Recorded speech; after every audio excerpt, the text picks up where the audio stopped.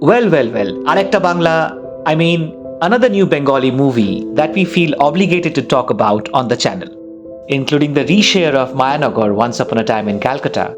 This is the fifth Bengali release we are talking about in the last 2.5 months. As regulars of the channel would know, we are not a YT space discussing every other release each week, but narrow down on films that trigger us socially, politically, or aesthetically in particular. And hardly has there been a time since we started where new Bengali releases have stimulated us this regularly. Is this the much awaited new breath of life in the dilapidated state of Bengali cinema? Too early to comment perhaps, but with Sudipto Bhattacharya's Nodhorer Bhela, Shumon Mukhopadhyay's Putul Nacher Itikotha, or Tanushree Das and Somananda Shahi's Bakshabandi, all making its mark in Rotterdam or Berlin Film Festival this year, our hopes are definitely on the rise with the fingers firmly crossed. And continuing this hopeful trend comes debutant director Sudipto Laha's Karon Amader Desh Othoba Blue, Black or Transparent White, another courageous attempt that convincingly breaks away from the trodden roots of contemporary Bengali cinema, a film that denies all kind of cinematic manipulation whatsoever, standing within the crowd of overtly manipulated ventures. As obvious, the defiance starts with the name, Karon Amader Desh Othoba Blue, Black or Transparent White, is perhaps the most unique title that has happened to a Bengali movie. And once you watch the film, you gradually realize that this naming isn't a gimmick, like we find with many experimental indie films. Instead, this is a film close to some of the works of European authors like Olivier Assayas or Dardenne brothers, where the crux of the narrative is based on dialogues, discourses of philosophies between characters, and its resultant paradoxes or fallacies. Sudipto's film does exceptionally well in this aspect, as Karon Amader Desh turns out to be one of the finest works of dialogue writing in contemporary Bengali cinema. Crisp, sharp, raw and real. It is the dialogues that make the characters familiar, relatable and their crisis alive. There's always some idea tabled or some ideology conflicted, but they are never underlined or pushed down the throat of the audience. If you're a fan of those European verbose films where characters engage in multiple discourse that stimulate your own thinking, go ahead and watch the film wherever the opportunity lies, and you can thank us later. A novice filmmaker whose experimental first attempt has failed to push him under the shelter of the mainstream in demand.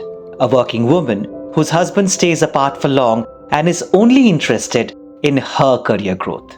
An insecure actor pushing hard to make his mark. A leisurely painter living at the mercy of his siblings since his return from the asylum are only a few primary characters of Sudipto's film whose worlds and ideas collide in this almost 2-hour film, not through dramatic twists or major conflicts, but as they interact, question each other, and face their individual crisis alone. The film touches upon the ideas of Socratic paradox in the passing as it challenges our beliefs and recognizes our limitations. I know that I know nothing is what the Greek philosopher suggested to bring out the ultimate fallacy of knowledge, and perhaps there lies the core philosophy of the film that subtly advocates how the information we gather and store not essentially becomes a part of our living and organic responses, to demarcate the difference between data and knowledge. The film never tries to harp anything home. It is difficult to pin down the paradox it demonstrates. But as we live with these characters for 2-3 days at a stretch, as we observe the OCD-affected asylum return old man to enjoy life more than a wealthy art connoisseur, or the curse-mouthing ordinary housewife to be more compassionate than the world cinema-exposed filmmaker, the absurdities of life subtly surface and the paradoxes come live. Like Sudipto Bhattacharya's Nodhorer Bhela or Tanushree Das and Somananda Shahi's Bakshabandi, this is another contemporary film that paints a picture of a slow, unambitious man in this ever-moving target-oriented world where he is ridiculed as a misfit. That way, Sudipto's film is also a true captor of its time and space, as this reality of the fast-moving world, leaving behind so many of us not at par with its pace, is perhaps the biggest challenge that human civilization will face in the next decade. It might be the physical pace to move, the emotional pace for adjustment, or moral pace to compromise. There's a race we all are a part of, like Anindo, Gaurav, Bhutan or Muna in this film, as the indolent Durga watches them, unsure of joining the wagon.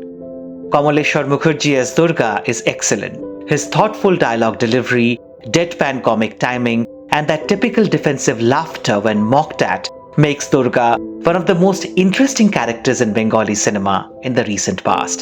Anindo Sengupta, Partho Sarathy, Tanushree Chakraborty, or Gaurav Chatterjee are all fine in their roles, breaking the fourth wall from time to time. Another interesting aspect of the film. And again, this too isn't underlined, not trying to plead the audience about the intelligence of the film, but rather kept in the passing for you to enjoy only if you are putting enough attention. The guts must be acknowledged. Well done Sudipto and editor Anirban Maiti for bringing such flavor of world cinema in a Bengali movie. But having said all that, this is a film that won't work for many, including cinephiles. We appreciated Mon Potongo by Shormishtha Maiti and Rajdeep Paul few weeks back, which was a raw and refreshing Bengali film, but with multiple flaws. There's hard to find any flaw in Karon Amader Desh in our view, and yet this is a film that will appeal to a much smaller section of the audience. We understand and appreciate Sudipto's philosophy of denying all kind of manipulations in his film. But if you take out the cinematic out of cinema, what's left is direct or indirect exchange of thoughts. Only that doesn't necessarily need a visual medium. This is a film comparable to the intellectual stimulation of Asayas or Dardanes, as we previously mentioned, but with no cinematic ambitions or vision like in the works of Theo Angelopoulos or Alan Rene, which also deal with philosophies but more through visuals than dialogues. Wait, now, are we expecting too much from a debutant director working in an industry at odds with pure cinema for long? Of course we are doing that because we loved his attempt, thereby raising expectations to have more. But that a Bengali film has brought references of Asayas or Rene is in itself inspiring and much awaited.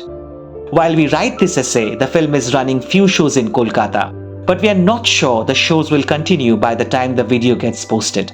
We will try to get in touch with the production team to advise on ways to watch the film for you all and hope such worthy endeavors find way to its audience. That is all from us today. Thank you for watching. If you like our content, please consider subscribing.